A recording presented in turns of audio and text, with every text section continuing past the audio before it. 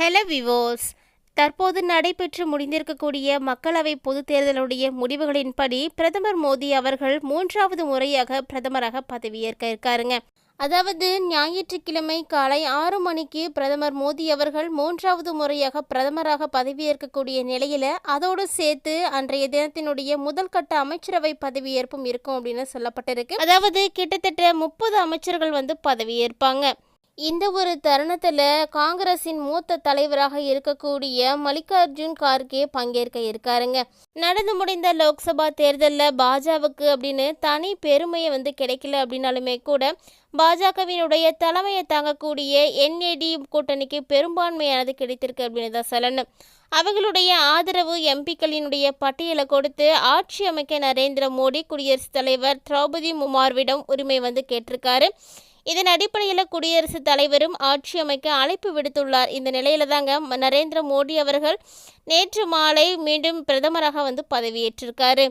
நேருவுக்கு பின்னர் தொடர்ந்து 3வது முறையாக பிரதமராக கூடிய நரேந்திர மோடி அவர்களுக்கு நம்முடைய வாழ்த்துக்களையும் தெரிவித்துக்கலாம். அதே போல நீங்களும் உங்களுடைய வாழ்த்துக்களை பிரதமர் மோடி அவர்களுக்கு கூற நினைக்கிறீங்க அப்படின்னா மறக்காம வீடியோக்கில் இருக்கக்கூடிய கமெண்ட் பாக்ஸ் உங்களுடைய வாழ்த்துக்களையும் பதிவு செய்திடுங்க.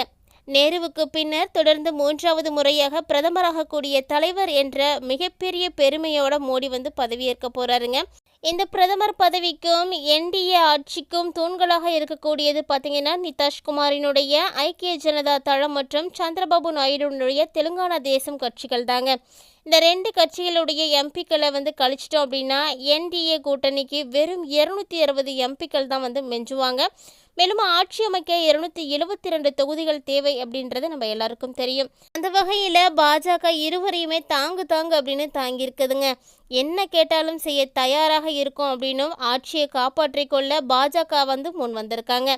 இதனால இந்த சந்தர்ப்பத்தை பயன்படுத்தி மத்திய அமைச்சரவையில் மிக முக்கிய இலக்குகளான 2 கட்சிகளுமே குறி வச்சிருக்காங்க. அதாவது மத்திய அமைச்சரவையில் ஐக்கிய ஜனதா தளத்தை சேர்ந்த 2 எம்பிக்களுக்கு இடமானது ஒதுக்கப்பட்டிருப்பதாகவும் தகவல்கள் எல்லாம் வெளிவந்திருக்கு. இப்படியே பார்த்தீங்கன்னா இன்று நரேந்திர மோடியோடு 30 அமைச்சர்கள் பதவியேற்க போகிறாங்க. இந்த பதவியேற்பு விழாவில் பங்கேற்க பல்வேறு அரசியல் தலைவர்களுக்கு அழைப்பு விடுக்கப்பட்டிருக்குங்க. இந்த நிலையில தான் காங்கிரஸ் சார்பில் அக்கட்சியினுடைய தலைவர் மல்லிகார்ஜுன் கார்கேவும் பங்கேற்க இருக்காரு. மேலும் இந்த தேர்தலில் பார்த்தீங்கன்னா காங்கிரஸ் தலைமையிலான இந்திய கூட்டணி 234 இடங்களை கைப்பற்றி இருக்கு அப்படிங்கிறதும் தனியாக 99 இடங்களில் வெற்றி பெற்றிருக்கிறதும் குறிப்பிடத்தக்க ஒரு விஷயம்தாங்க. இது கடந்த தேர்தலை காட்டிலும் 2 மடங்கு அதிகரித்திருப்பதாகவும் மிகப்பெரிய வளர்ச்சி அடைஞ்சிருக்கிறதாகவும் கூறியிருக்காங்க. இந்த நிலையில் அழைப்பின் பேரில் காங்கிரஸ் தலைவர் பிரதமர் மோடியினுடைய வரவேற்பு விழாவில் பங்கேற்க இருக்காரு. இது மட்டும் இல்லாமல் இந்த ஒரு விழாவில் நடிகர்களுக்கும் அழைப்பு விடுத்திருக்காங்க. அந்த வகையில் ரஜினிகாந்தும் இந்த விழாவில் பங்கேற்க இருப்பதாக தகவல்கள் எல்லாம் வெளியாகி இருக்குங்க. அதாவது மொத்தமாக இந்த விழாவில் 9000 பேர் வரைக்கும் பங்கேற்க இருக்காங்க. மேலும் இந்த விழா பார்த்தீங்கன்னா இரவு 7:15 தொடங்கி இந்த விழாவில் பார்த்தீங்கன்னா சுமார் 2 மணி நேரம் வரைக்கும் நடக்க இருக்குங்க. இந்த ஒரு விழாவில் முக்கியமாக நிறைய பிரபலங்கள் கலந்துக்க இருக்காங்க. அதில் இலங்கை அதிபராக இருக்கக்கூடிய ரணில் விக்ரம்சிங்கே, மாலத்தீவு அதிபராக இருக்கக்கூடிய முகமது முய்ஸிஸ், சியாசிஸ் துணை ஜனாதிபதியாக இருக்கக்கூடிய அகமது அக்பிக்பே, பங்களாதேஷ் பிரதமராக இருக்கக்கூடிய ஷேக் ஹசீனா, மொரீஷியஸ் பிரதமராக இருக்கக்கூடிய பிரவீந்த் குமார் போன்ற நிறைய பேர் பங்கேற்க இருக்காங்க. இவங்களை தொடர்ந்து நேபாள பிரதமராக இருக்கக்கூடிய புஷ்ப கமல், தஹாஷ் பிரசாந்த் மற்றும் பூடான் பிரதமராக இருக்கக்கூடிய ஷேரிங் கோப்ரா குழு என 7 வெளிநாட்டு தலைவர்களுக்கும் முன்வரிசை கொடுக்கப்பட்டிருக்குங்க. இதில் பார்த்தீங்கன்னா இந்த 7 தலைவர்கள் தான் முன்வரிசையில் அமர்ந்திருப்பாங்க. அதே போலதாங்க பதவி பிரயாணம் செய்து கொள்ள வேண்டிய அமைச்சர்களும் முன்வரிசையில் இடம் ஒதுக்கப்பட்டிருக்கும். அவங்களும் அங்கே தான் அமர்ந்திருப்பாங்க. மேலும் இந்த விழாவுக்கு 10 லோகோ பைலட்டுகளும் அழைக்கப்பட்டிருக்காங்க. அதாவது கடந்த 2014ஆம் ஆண்டு மோடி பதவியேற்ற போது சார்க் நாடுகளுடைய தலைவர்கள் பங்கேற்று இருந்தாங்க.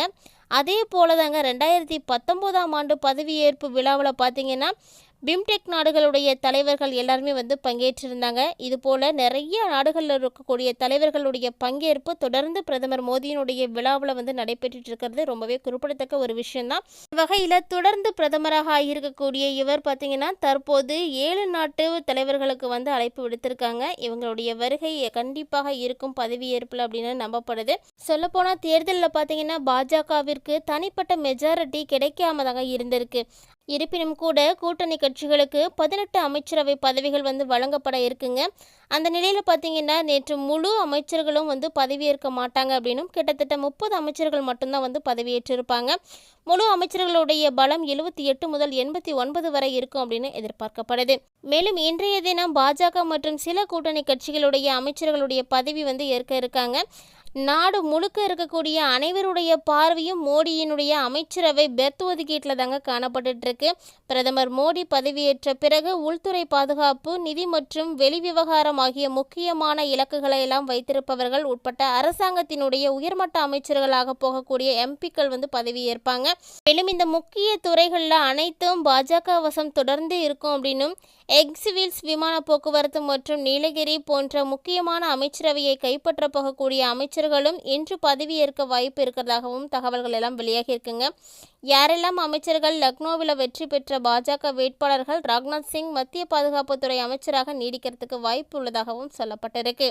மேலும் நிறைய பேர் இதற்கு அமைச்சராக போகிறதுக்கு வாய்ப்பு இருப்பதாகவும் தகவல்கள் எல்லாம் வெளியாகி இருக்குங்க. அந்த வகையில் ஒவ்வொரு ஸ்டேட்ல இருந்துமே ஒரு குறிப்பிட்ட நபர் வந்து தேர்ந்தெடுக்கிறதுக்கான சான்சஸ் எல்லாம் காட்டியிருக்காங்க. அதாவது உத்தரப்பிரதேச மாநிலம் வாரணாசி தொகுதியில் போட்டியிட்டு இருக்கக்கூடிய பாஜக வேட்பாளர் பிரதமர் மோடி அவர்கள் வந்து வெற்றி பெற்றிருக்காருங்க. அதாவது இவர் சுமார் கிட்டத்தட்ட 6,12,970 வாக்குகள் வந்து பெற்றிருக்காரு. பாராளுமன்ற தேர்தலில் 3வது முறையாக வாரணாசி தொகுதியில் பிரதமர் மோடி அவர்கள் வெற்றி பெற்றிருப்பது மிகப்பெரிய விஷயம் அப்படின்னு சொல்லப்படுது. இந்த நிலையில் தேசிய ஜனநாயக கூட்டணி தலைவர்களுடைய சந்திப்பை தொடர்ந்து நரேந்திர மோடி அவர்கள் தலைமையில் புதிய ஆட்சி அமைப்பதற்கான அனைத்து விதமான ஏற்பாடுகளுமே வந்து கலகல நடந்துட்டு இருக்குங்க. எது எப்படியா இருந்தாலும் சரிங்க, மோடி அவர்கள் பதவியேற்று என்ன விஷயங்கள் செய்ய போறாரு அப்படின்றது அவருக்கு மட்டும்தான் தெரியும். இருந்தாலுமே கூட தொடர்ந்து 3 முறை பிரதமராகி இருக்கிறது மிகப்பெரிய விஷயமா தான் பார்க்கப்படுது. அந்த நிலையில் அடுத்தடுத்து அவர் என்னென்ன விஷயங்களை வந்து செயல்படுத்த போகிறார் அப்படிங்கிறத நம்ம பொறுத்திருந்து தான் பார்க்கணும். மேலும் இந்த நிலையில் தேசிய ஜனநாயக கூட்டணி தலைவர்களுடைய சந்திப்பை தொடர்ந்து மோடியினுடைய புதிய ஆட்சி தற்போது அமையப்போகுது. இந்த நிலையில் நேற்று 9ஆம் தேதி அன்று பிரதமர் மோடி அவர்கள் வந்து பிரதமராக வந்து பதவியேற்ப இருப்பதாக தகவல்கள் எல்லாம் சொல்லியிருந்தாங்க. முதல்ல 8ஆம் தேதி அன்று குறிப்பிட்டிருந்தாங்க. அதை தொடர்ந்து 9ஆம் தேதிக்கு வந்து ஒத்தி வச்சிருந்தாங்க. அதுபடி நேற்றைய தினம் நல்லபடியாகவே பிரதமர் மோடி அவர்களுடைய பதவியேற்பு விழா வந்து நடந்து முடிஞ்சிருக்கு. அதாவது தொடர்ந்து 3 முறை இந்திய பிரதமராக இருக்கக்கூடிய அவருக்கு எல்லா துறைகளில் இருந்தும் வாழ்த்துக்களும் வந்து வந்துட்டுருக்குங்க. நடைபெற்று முடிந்திருக்கக்கூடிய மக்களவை தேர்தலில் பாஜக தலைமையிலான தேசிய ஜனநாயக கூட்டணி 293 இடங்களை வந்து கைப்பற்றி ஆட்சி அமைச்சிருக்காங்க. அதாவது 3வது முறையாக பிரதமராக கூடிய மோடி மற்றும் அவரது அமைச்சரவை பதவியேற்பு விழா பார்த்திங்கன்னா குடியரசுத் தலைவருடைய மாளிகையில் வந்து நேற்று நடைபெற்றிருக்குங்க. இதில் இந்தியாவினுடைய அண்டை நாடுகள் மற்றும் இந்திய பெருங்கடல் பிராந்தியத்தை சேர்ந்த தலைவர்கள் எல்லாருமே வந்து சிறப்பு விருந்தினர்களாக வந்து அழைக்கப்பட்டிருக்காங்க. இதில் பார்த்திங்கன்னா பதவியேற்பு விழாவில் பங்கேற்பதோடு மட்டுமல்லாமல் குடியரசுத் தலைவர் திரௌபதி முர்மு அளிக்கக்கூடிய விருந்திலும் அனைவரும் வந்து பங்கேற்க இருக்காங்க. இது மட்டுமல்லாமல் 3வது முறையாக மோடி பிரதமராக பதவியேற்கக்கூடிய விழாவில் பங்கேற்க உலக தலைவர்களுடைய வருகை அப்படிங்கிறது இந்தியா தன்னுடைய அண்டை நாடுகளுக்கு முதலிடம் எனும் கொள்கையை வந்து சாகர் தொலைநோக்கு பார்வை அளித்த உயர்ந்த முன்னுரிமை வந்து எடுத்துக்காட்டுவதாக வந்து சொல்லியிருப்பட்டிருக்கு. பதவியேற்பு விழாவிற்கு அழைக்கப்பட்டிருக்கக்கூடிய சுமார் 9,000க்கும் மேற்பட்ட விருந்தாளிகளில் இந்த ஆண்டு வெளிநாட்டு தலைவர்கள், கட்டுமானம் மற்றும் தூய்மை தொழிலாளர்கள் மன் கி பாத் நிகழ்ச்சியில் வந்து பங்கேற்பாங்க அப்படின்னும் சொல்லப்பட்டிருக்குங்க. இதற்கான பட்டியலானது தயாரிக்கப்பட்டு அழைப்பிதழ்களும் அனுப்பப்பட்டிருப்பதாகவும் விருந்தினர் பட்டியலில் வழக்கறிஞர்கள், மருத்துவர்கள், கலாச்சார கலைஞர்கள் உள்ளிட்டோரும் வந்து இருக்கிறாங்க. 2014 நரேந்திர மோடி பிரதமராக பதவியேற்ற போது சார்க் நாடுகளுடைய தலைவர்கள் வந்து சிறப்பு விருந்தினராக இருந்திருக்காங்க. அதே போல் 2019 பார்த்தீங்கன்னா பிம்ஸ்டிக் அமைப்பில் இடம்பெற்றிருக்கக்கூடிய பல்வேறு வெளிநாட்டு தலைவர்களும் வந்து இருந்திருந்தாங்க. தற்போது இந்த விழாவில் இடம்பெற்றிருக்கக்கூடிய பல்வேறு நாட்டு தலைவர்களுக்கு அழைப்பு வந்து கொடுக்கப்பட்டிருக்குங்க. பொதுவாகவே பதவியேற்பு விழா பார்த்தீங்கன்னா குடியரசுத் தலைவர் மாளிகையில் வந்து நடத்தப்படும் பொழுது பகல் நேரம் அதிக வெப்பமாக நிலவுவதால் இரவு நேரத்தில் வந்து பதவியேற்பு விழா வந்து ஏற்பாடு வந்து செய்வாங்க. இந்த நிலையில் தற்போது வெயிலின் தாக்கம் வந்து அதிகமாக இருக்குது அப்படின்றதுக்காக தான் இது போன்ற நிகழ்ச்சிகளானது நடத்தப்பட்டிருக்குங்க. வழக்கமாகவே மாலை நேரம் தொடங்கி இரவு வரை பதவியேற்பு விழா நடைபெறுவது வழக்கம்தான். ஆனால் தற்போது வெயிலின் தாக்கமானது அதிகமாக இருக்கிறதுனால சௌகரியத்தை தவிர்க்கக்கூடிய விதமாக இவ்வாறு ஏற்பாடுகள் எல்லாம் செய்யப்பட்டிருக்குங்க. மோடியினுடைய பதவியேற்பு விழாவிற்காக குடியரசு மாளிகை முழுவதுமே விழா கோலம் பூண்டிருக்கு அப்படின்னு தான் சொல்லணும். மாளிகை முழுவதும் வண்ண விளக்குகளால் அலங்கரிக்கப்படுவதோடு மட்டுமல்லாமல் பல்வேறு பூக்களை கொண்டும் அலங்காரம் மற்றும் விருந்தினர்களை வரவேற்கவும் சிறப்பு ஏற்பாடுகள் எல்லாம் செய்யப்பட்டிருக்குங்க. வீடியோ பிடிச்சிருந்தால் லைக் பண்ணுங்க, ஷேர் பண்ணுங்க, மறக்காம கமெண்ட் பண்ணுங்க. மேலும் இது போன்ற சுவாரஸ்யமான தகவல்களோட மற்றொரு பதிவில் சந்திக்கலாம்.